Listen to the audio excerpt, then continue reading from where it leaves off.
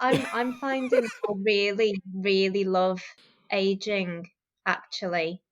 I really do. Me too, to be And yeah, honest. no, like you, I'm on the journey trying to work out what I think and feel. And when I talk to a lot of people, and a lot of people are on that journey, there are certain issues that, we are sure of. And, although hopefully we'll always be open to better or new information, which might change things a little bit. But yeah, in many ways, our subconscious are vast, and it does take some determination and real concerted effort just to work out who we are. And so it's even more Exactly. wild that people will walk around and know virtually nothing about each other, but believe Yeah. that they have each other all sewn up, and they know exactly Mm-hmm. who this person is or that person is. It's very odd. Yeah. Once upon a time, there was a little boy who grew up in the land of wood and water with the guidance of good role models from both sides of the divide. He went out into the world with an innocence, hope, conviction, and great awe, oblivious as to the true nature and intent of many things bright and beautiful. Okay then, today it's all about exploring the compelling sentiments of Elizabeth, who's managed in her own gracious way to shine as one of the stars in my universe, and by default has also earned a stage on my show alongside all the other few. She is a mother of 2 boys and calls herself an anti-feminist gender equality activist. And on this day, the 17th of September 2023, I am proud to present this extraordinarily compelling episode 26, originally recorded on the 3rd of September 2023, to you.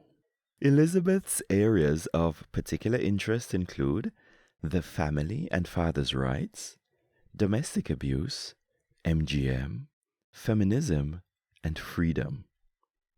Elizabeth wants to end the sex war artificially constructed by feminists and pursue a more just society based on classic liberal values such as liberty, equality, and meritocracy. That was an extract from her profile, links in the show notes. This episode is bound to ruffle some plumes. Whatever the case, as I usually say, give meaning to what you think about the show by using the contact forms at feedback.lifeisfeeling.com or share your comments directly on the show page, posted also on the info in your podcast player or on the description or more in YouTube. Now, short form content is not exactly my thing, since I like to do proper justice to important topics, my guests, and to you. And I let you in on a little secret that I learned from a student of mine a few days ago, who said that short form content is specifically designed to make us stupid. And it's true. Anyone who knows me knows that my shows are not meant to be another collection of AI-driven soundbites, clickbaits, or keywords for anyone else's algorithmic ads-driven agenda, or for any agenda for that matter. My shows are by people and for people, free, and you get to take from them what you will. The episode today is part 1 of 2, and offers a little something for both sides of the would-be divide. Self-sponsored and self-styled as deliberately personal, non-pretentious and inclusive, Life is Feeling Counting the Ways is an independent podcast that converses with ideas and does not purport to provide the answers to anybody for anything whatsoever. So then, without further ado, on with the show. Elizabeth, I had the pleasure of making your acquaintance just after a video I saw with you on Just Pearly Things, yes.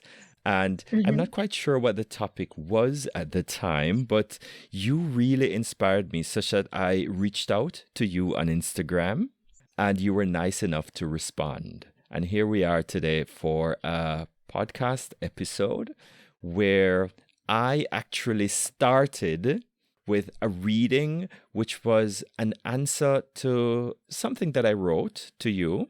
And you were nice enough to answer in a very thoughtful way and inspire me to do this episode. And here we are today. So thank you for coming, Elizabeth. You call yourself AntiFemBot, and we'll get into that later on as to why you call yourself that and how you came up with this nice name. It's actually quite cool. And, it's kind of, the thing is with that name is that you're not quite sure what direction it goes into. I'm not quite sure, but I guess it's safer that way and it's good. So welcome to the show and welcome to your bearded dragon I see sitting on your chest. Yeah, and you can hear my budgies in the background. We might get some kittens jumping into the frame at some point as well. We'll see. It's quite a zoo around here. But thank you for your kind words and thank you for inviting me to talk to you. I've been looking forward to it. Thank you very much. So it's a great pleasure. I mean, I just heard some delay there, but I hope everything is okay. And you are looking fantastic today, if I may say so myself. Thank you very much. And you. What day of water fast is it today? You've finished today, is that right? My fasting, well, actually, I am on, I think it's day 18, and I should be finishing up. But I'm tempted to, well, actually, I started my finishing up ritual, so to speak, which is, just eating sauerkraut and that's like fermented cabbage and yogurt. And I'm tempted to, start again and push for a fourth week or a third and a fourth. Well, actually, it would be a fourth week because, it feels so good. Very interesting. I have a couple of friends who swear by various forms of fasting, and it does make logical sense, I think, because it seems like that's how we would have evolved, periods of fasting, so it probably is part of our genetic makeup to expect that. Yes, indeed. I mean, I could go into, depths of it right now, but just to say shortly, I think that the fasted state might actually be the more natural state because, our, ancestors were not well fed all the time. They were hunting. And, if you really think of it, it stands to reason that is the state of being that allows us to kind of regenerate, grow. Or let's see, my phone is here and it's beeping somewhere. Maybe it's your phone. Maybe you need to turn it off. No, mine's on airport. And you're Mr. Popular anyway. I wouldn't be getting any messages. Nobody talks to me. What do you mean, me, Mr. Popular? No. I just pretend to be popular, I talk to one person when I'm doing a podcast. I pretend that I'm talking to one person, and I do that with my mannequin, which sits over there. Her name is Plastizia, and I pretend that I'm speaking to her when I do a podcast. She also helps me with photography. She helps me to set up the lights, and I mean, nobody holds a pose like Plastizia, and I don't think I would have ever become the photographer I am today without her. How interesting. That's a good idea for the podcast, especially because it can be really difficult, can't it, to feel comfortable when it's just you and a camera. But if you've got an audience. Yes. An audience of one. And that is how I try to speak. So, because it's a very intimate, personal thing. And, it's better to speak as if you're talking to one person. And speaking of that as well, I'm actually doing a series on this whole fasting journey, which is going to feature also on Life is Feeling, Counting the Ways. So I'm looking forward to that as well. Absolutely. Yeah. All right. Well, coming back to our little dialogue, before we get too carried away, you started with, I'm a pussycat and I take ideas deeply seriously, though. I'm remembering now. I think you might have said something about my niche sort of knowledge, my niche knowledge on a particular subject being a little bit intimidating. Is that why I said I'm a pussycat? I remember your way of answering, which was very non-confrontational, because there were some confrontational moments in the show. I remember that. And you managed to rebut in a very mild way that I could feel the gravity of your rebuttal, but the manner of delivery was quite graceful. I could put it that way. And that is why I think I sensed your inner dragon, but it came across in a very soft way. Thank you very That's what much. it was. That's lovely to hear. That is what I would like to be, for sure. Okay. But yeah, I don't. Well, when I approach a conversation, it is very much that I want to connect with someone and learn from them, ideally, and maybe they can learn from me too, and we have that exchange that really is meaningful and brings us ideally closer to some kind of truth. So I'm innately a non-confrontational person, but I do think seriously. I do think very seriously and a lot. I spend a lot of time thinking. I'm an introvert, so I'm at home a lot on my own with my books, thinking and trying to learn. And I want to share what I have learned with people. And I want to share it in a way that people actually can hear it. You can deliver the same information, but depending on the delivery, people can be receptive or not. And it's not as simple as if you deliver it nicely and gently, people will respond to it, but if you're harsh, they won't. Because sometimes I find I really resonate when people do deliver things in quite a harsh way, but it's not my way. I couldn't keep that up, that sort of presentation. So my delivery is in the more gracious kind of style, I hope. Yeah. Thank you. Yes, yes, yes. I mean, it definitely did work, and it definitely did move me. So much so that, I contacted you. And I like that way. I mean, I've also been accused of communicating in a non-confrontational way. And I think the young lady who told me that, I mean, I can't say we're friends anymore. We didn't have a fight or anything, but it was a kind compliment that she gave me at the time. So maybe that's why I recognized it. All right. Well, I do have one question for you, though. This idea of being a pussycat, and we spoke about isms. Now, if you wanna, do you wanna tell me a little bit, or tell us a little bit about how you got to the place where you are today and what you're doing? Oh my goodness. And which can we define the place?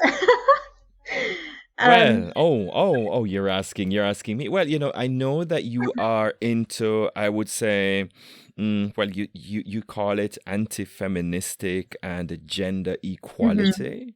How did you get to Sure. that, and Yes. what is that about right now? So I was pro-feminist as a young woman. I didn't have particularly strong views. I think really, I had the idea that women had been oppressed in various ways, not able to vote, paid less, barred from education. And then we'd worked it out. And, as a teenager in the early 2000s, really, I felt like our society, was essentially gender equal. Certainly, all of the relationships that I saw in my life, people treated each other as human beings, not as men or women. And then when I was 19, sorry, my kitten is meowing at me, and it's the littlest one. I've got I two think. brothers, and one is just the runt of the litter, so he can't actually jump up on his own. I'm just going to dive below the desk and bring him up. Bear with me a second. Oh, it's Come fine. on, It's fine. Tulsi. It's fine. Here he is. This is Tulsi. Ah, fantastic. Tulsi. Mine is sitting right over there. He's nice. It's a black and white house cat. Looks like a Yeah, house cat. Yeah, he's and he's got a beautiful. brother called Tucker who's all black and twice the size of him. Okay, nice. I like cats. I'm also a cat person. I like all the animals. I'm Noah. I'm a Noah's person. So Really? yeah, I just had vaguely positive views of feminism. Didn't think it was overly relevant anymore. And then when I was 19, my partner and I became pregnant or I became pregnant with mine and my partner's first child. And I suddenly felt a sort of kinship with all motherkind. And I was reading about nature's mothers, but I was also reading things that women had written, which was quite new to me. Um, I was more reading kind of, classic novels and polemics by men before that. And yeah, I felt like I wanted a sisterhood, and I wanted to be amongst supportive women who knew what it was like, being a mother and, going through that adventure. And so I gravitated towards feminism because I assumed that's where it was.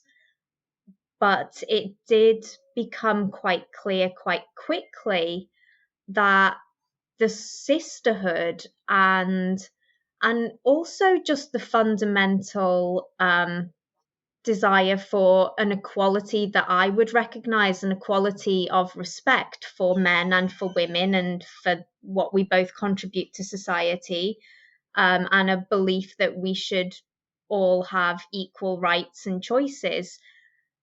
That wasn't actually in feminism to a large degree. I'm at this point, I'm remarkably well versed, better versed than the vast majority of feminists I've ever encountered on feminism. And so on the fringes, there are feminists who I would say do embody those ideals. And so you've got Camille Paglia is wonderful. She calls herself things like an Amazon feminist, or hello Tulsi, I know, hello. An Amazon feminist, which I think is great, or a first wave feminist. And she is insanely intelligent and really wildly creative and fun and interested in people's lives. And then there's Christina Hoff Sommers is certainly concerned about the well-being of men and boys. And Wendy McElroy is another good one. She's also an anarchist, which is interesting. A proper one, not a left-wing one. There's a lot of left-wing anarchists these days, which doesn't make any sense Okay, to me, okay. because if you're the absence of a political system, how can you be one of the wings? And going Yeah. back in time, Good question. there's one Pankhurst who's really good. The suffragettes in the UK who were, run by Emmeline and Christabel. So Emmeline and her daughters, Christabel and Sylvia Pankhurst, and they were the ones who were committing domestic terrorism in order to get the vote for women. And then they stopped when World War One broke out, and they devoted their Mm-hmm. time to handing out white feathers to men who they thought, by looking at them, should be on the front lines, not doing whatever it was they were actually doing in the UK at the time. So, and it was often 15-year-old boys or men who were too old or had disabilities that were not immediately obvious.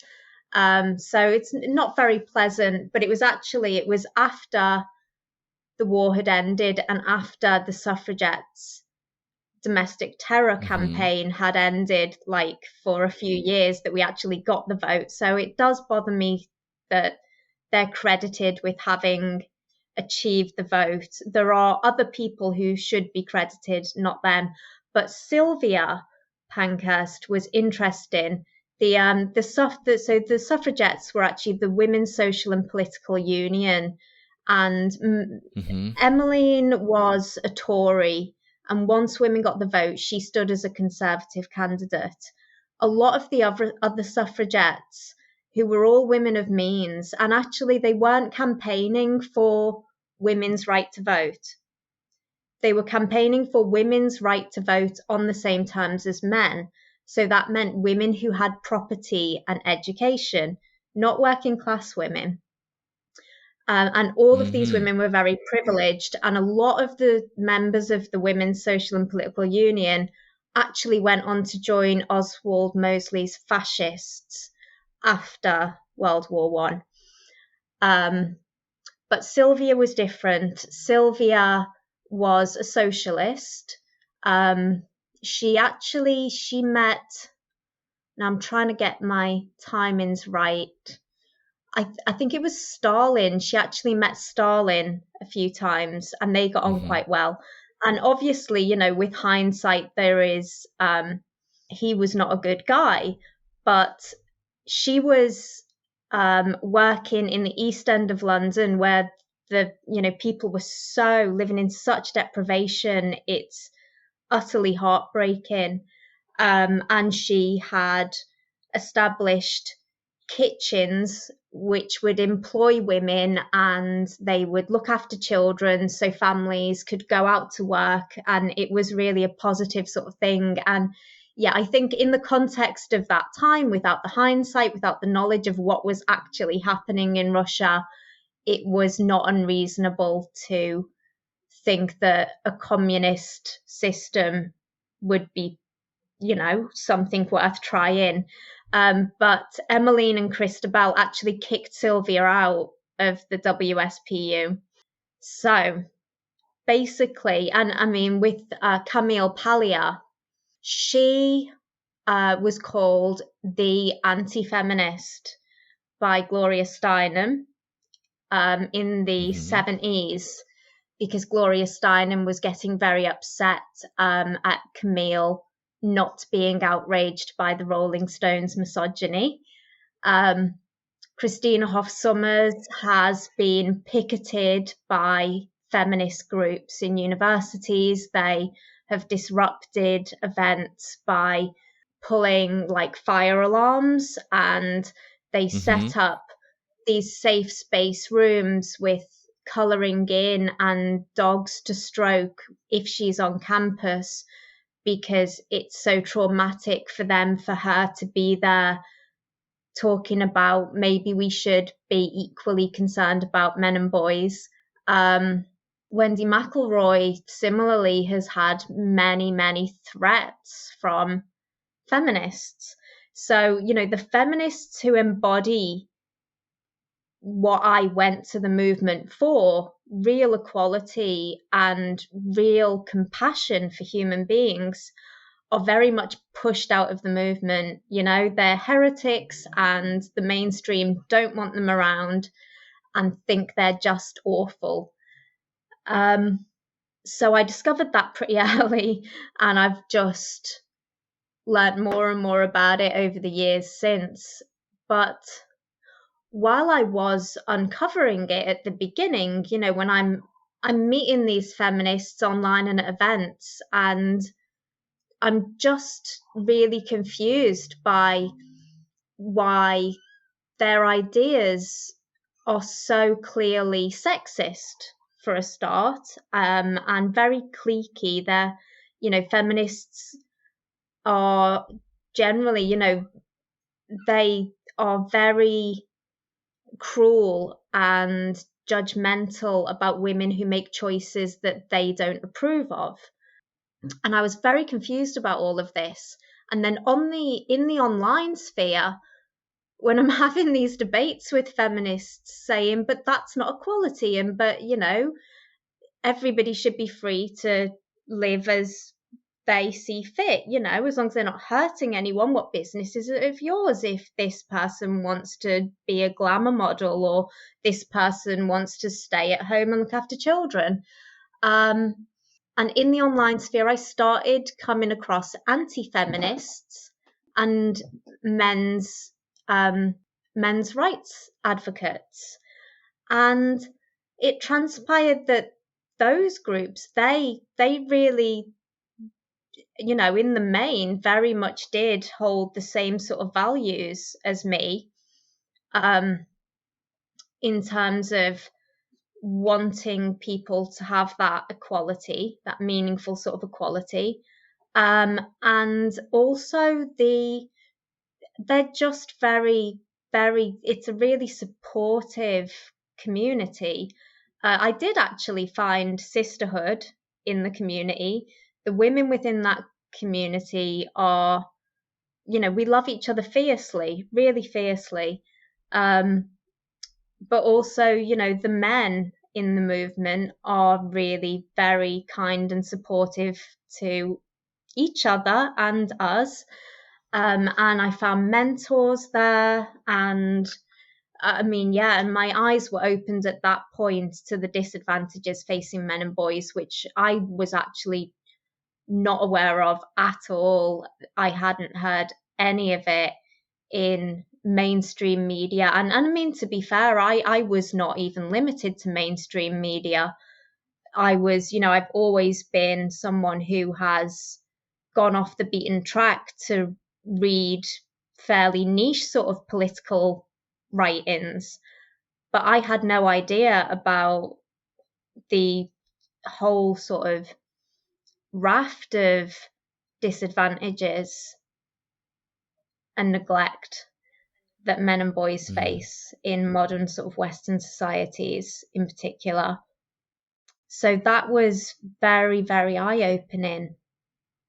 And I felt very much like it was, well, I felt two things. I felt angry that I'd been lied to by mainstream media, by my teachers, by films and, culture, and the sort of non-governmental organizations and charities. Everybody was selling, had sold me all my life the message that men and boys are fine, and that any, sex discrimination, it's a uniquely female problem.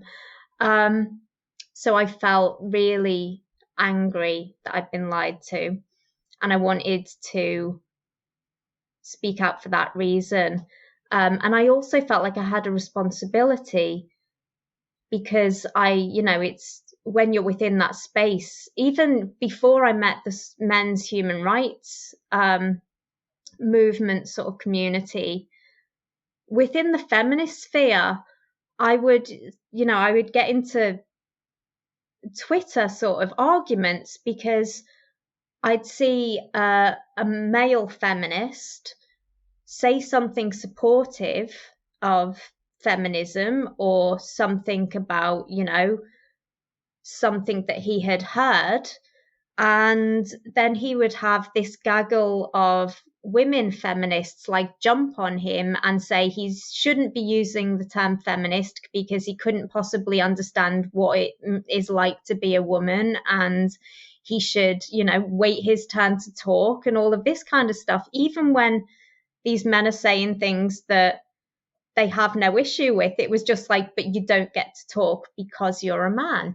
And so I felt like I had a responsibility as a woman to use the voice that I do have, because I can't be shouted down, and because whilst feminists do use, accusations of internalized misogyny for women who criticize their ideas, it's much more difficult to make that stick. Whereas with men who criticize their ideas, it may have changed, to be honest, at this point, because they did it so much. But certainly in like 2016, if a man was, called a misogynist, people would assume he was a bad guy and not want to listen to what he had to say. So it was quite an effective way of stifling that debate. Elizabeth, you've been wonderful in giving me a whole history of how you got to where you are. I appreciate it deeply because, a lot of these things I cannot speak to myself, but I'm just gonna confirm with one of the last things that you said. There's a word here in Germany called Frauenversteher. Yeah? And it's a term that means a man who understands women, which on the surface of it sounds like a good thing. And you might even be thanked for it in your face, but behind your back, you're laughed at viciously in the most vicious way. So it's not exactly a good thing. It's the kind of thing that you would give to, I don't know, some man who finds himself forever trapped in the friend zone, probably, or even a gay man. And it's very funny because, if you pretend to be that, as in your face, you'll be, as I said, appreciated, taken shopping with and so on. But you're really laughed at.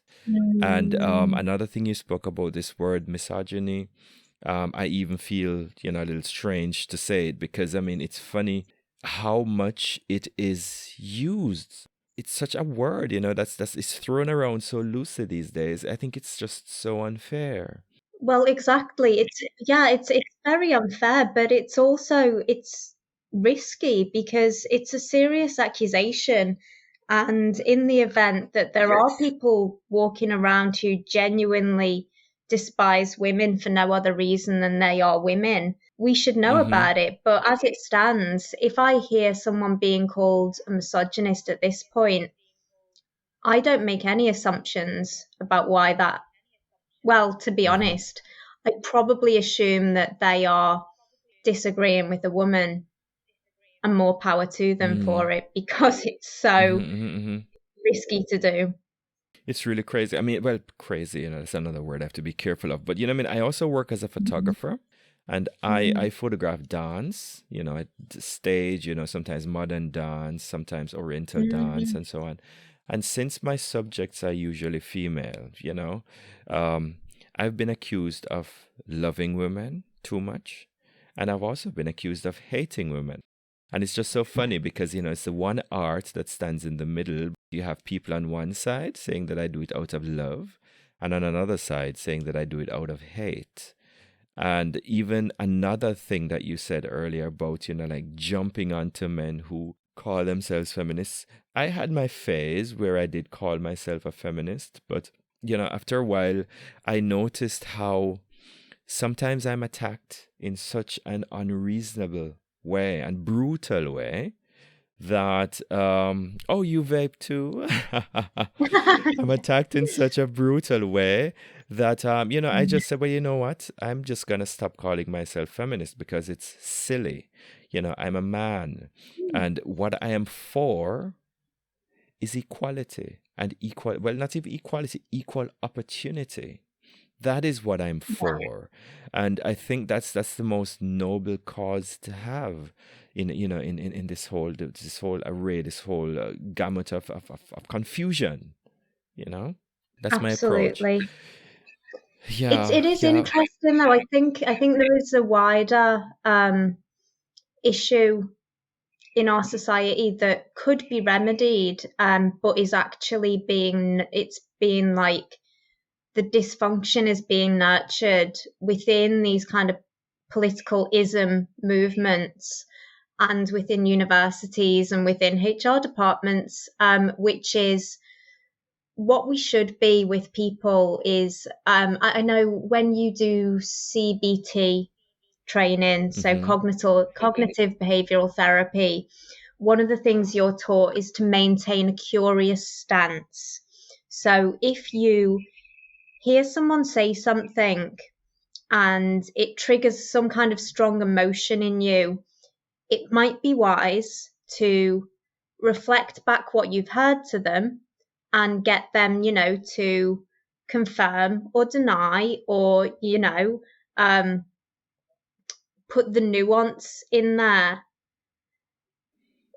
Because, it's really bizarre that people will see your photography and they will make any judgment about to what degree you love or hate women, and they'll tell you, but you're standing there like you can tell them, but they're not asking you, they're informing you that this is what your emotional state is like. It's so odd. It's They know. And, the thing is, one thing that I do sometimes, I approach this a little playfully. Sometimes I meet people and I might say something, and the first response is, you think you're this, or you think you're that, or you believe whatever, And then I usually just pause and say, tell me more about what I think and what I believe. And I do pause. Because I've been trying to find out about what I think and I believe for the past over 40 years, So, it would be nice if someone could just come and tell me what I think and what I believe. if I only. just give them the stage, That's. I mean, it's similar to what you've done. What you've mentioned there. That strategy is actually quite nice. Whereas you summarize what you're understanding from what is being said, and let them clarify. You can also say, well, I'm getting this and this and this from what you're saying. Am I correct to believe that? Is that what you're trying to say? And let them clarify. Yeah, that's also one approach. My approach, as I said, was it's a little more playful. I just said, tell me more, Yeah. But that's a really interesting point that you make as well about, you said that you've been trying to work out what you think and feel for the last 14 years. And I'm on that journey as well. There are certain things that I'm... Not 14, 40, not sorry. 14, 40. Oh, yes. 40. 49 to be exact. I can still call myself 40 plus, but, I'm brushing on the 50. Wow. I would never have guessed that in a million years. Oh, thank you. You don't But have yeah, to. no, I like being 49. You know what? I am But thank you. actually... I'm 34, and I mean in man years that's about 65, I think. Oh, But well, anyway, oh my God, I've never heard of that scale but before. Oh my goodness, I am that's another finding topic for another day.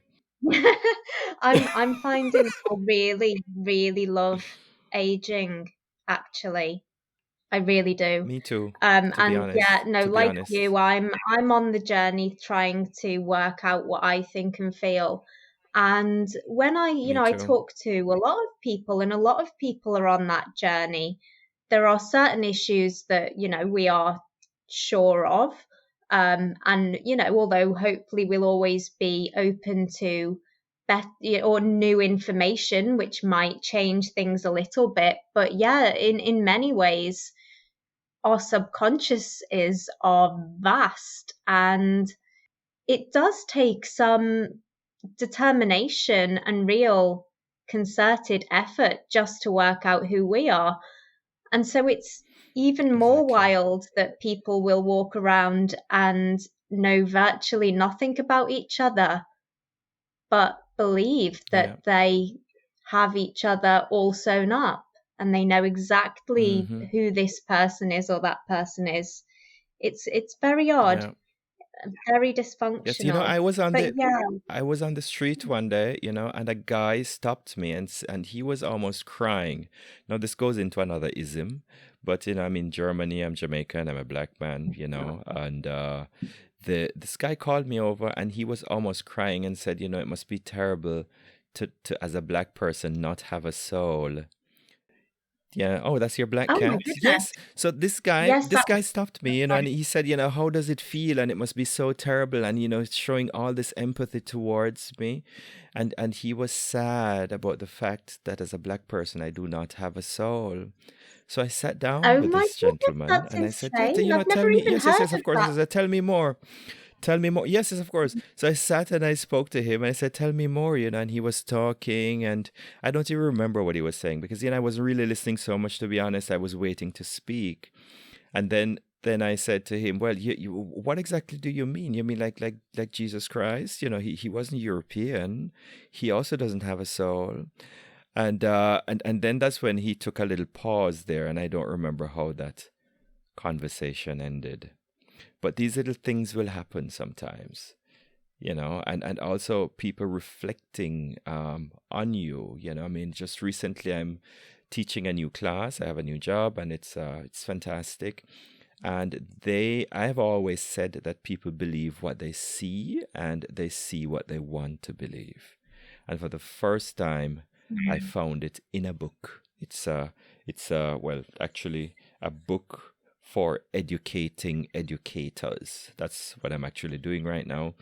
And it's written there maybe 2 times. A lot of things that we see as though we kind of are, we see what we are, and a lot of these negativities come from the person themselves. I mean, I was even the other day a guy, a young black guy. Again, I mean, we're not on that ism so much today.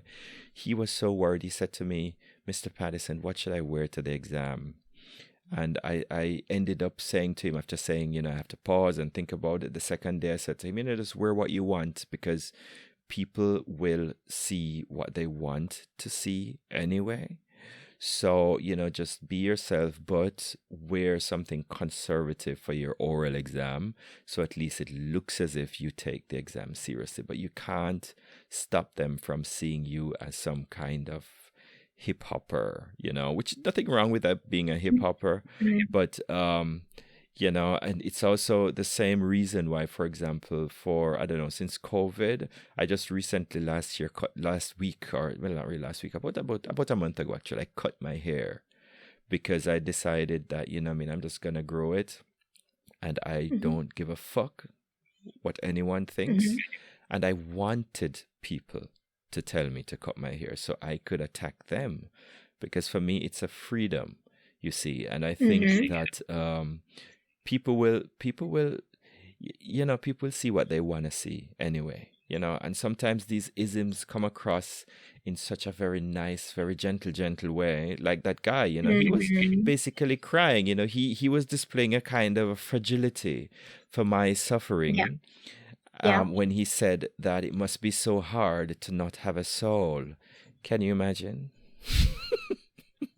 He was crying more than I was. Yeah. Well, yeah. Yeah. I mean, you'd probably be too just bewildered by such a strange comment to have any emotional reaction apart from just shock. Yeah. But well, I also told him to tell me more. So Yeah. No, that's and you know what?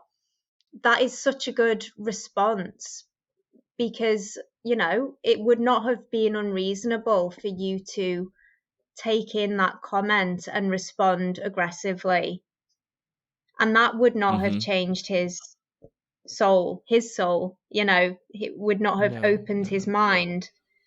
Whereas by actually sitting down and connecting with him on a human level, whether or not he came to realize that he had a really erroneous idea by the end of the conversation. Erroneous, you say.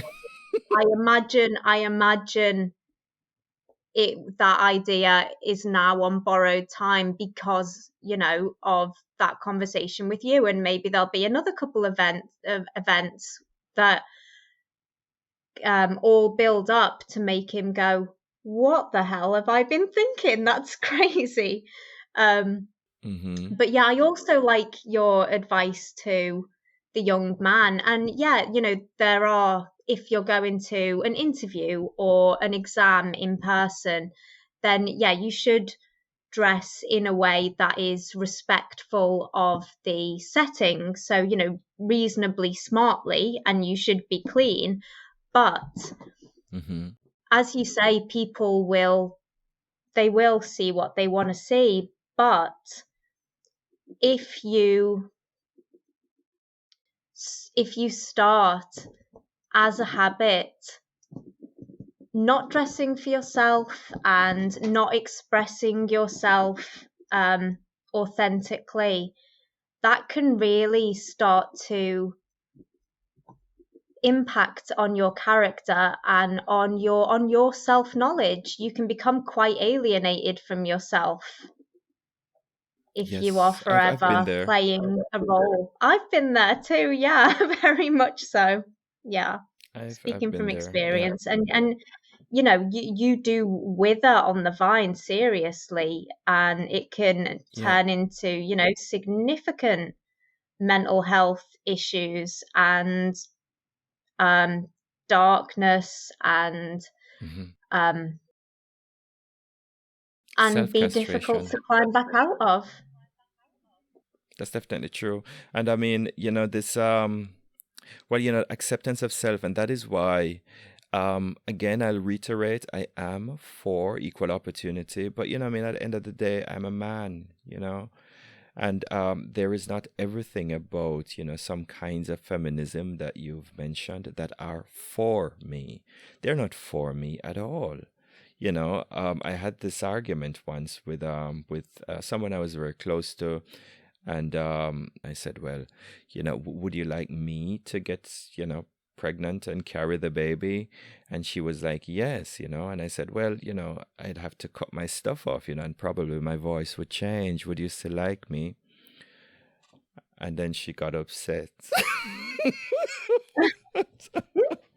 I'm sorry. But I was Oh, being that playful there again, that I is was being funny. playful. I it was the March for Life in London yesterday. I didn't go because I'd been saving up administration for work, so I ended up doing that all day and most of the night as well, actually, yesterday.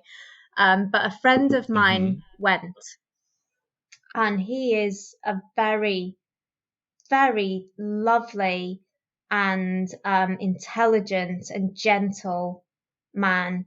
Um, and he was at this march, um, advocating for the sanctity of life.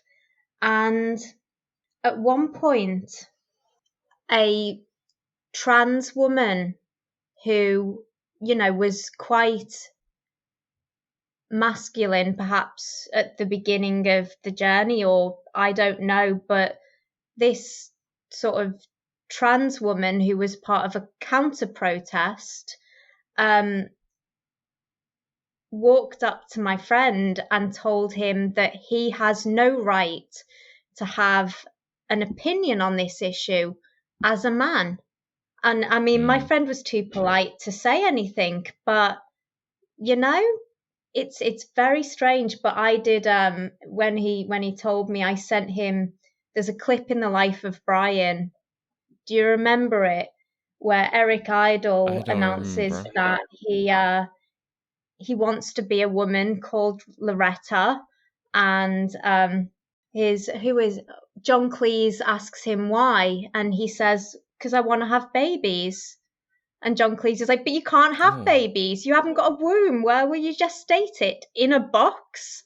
And then in the end, they all agree that they will campaign for his right to have babies. Her right to have babies. yeah. They keep doing that. His, her. His her. Because Okay, it's okay. symbolic. But yes, it's all very confusing. And I mean, to be honest, I think it's really just very unfortunate, the divisions that are drawn like this.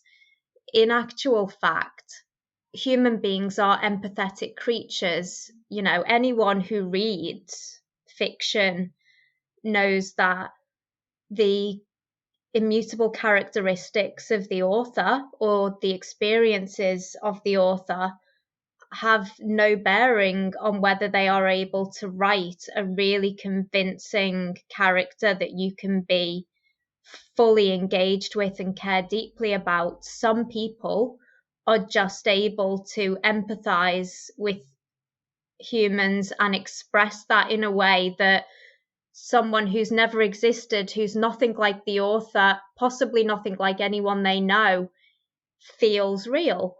And yeah, there are issues that are matters of principle, and it doesn't matter who you are. You can have a valid opinion on them. And so I think in terms Yes. of any sort of matter of principle, I think we should all be able to talk freely. And I really, really just think it's so unhealthy when people start withdrawing into these, fortresses and, saying that only someone from this demographic can talk about that issue, or only someone who's experienced that can talk about this. And, to your point about whether you can carry a baby, it's the differences between us that make us all beautiful and interesting, and they should be celebrated. They're becoming barriers, but actually they could be the things that unite us. And this is something actually that's particularly awful that I've noticed recently, and it was happening with feminism, with women, talking to men who were concerned about women's issues and saying, we don't care what your opinion is, go away, you're a man.